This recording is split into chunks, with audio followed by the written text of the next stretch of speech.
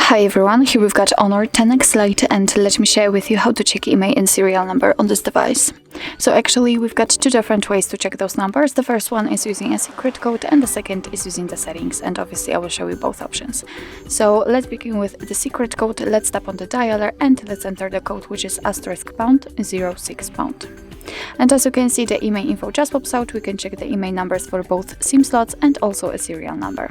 Let's tap on OK, and let me show you another option. If for some reason the secret code won't work, then let's enter the settings. Here we have to scroll down to the very bottom and tap on About Phone.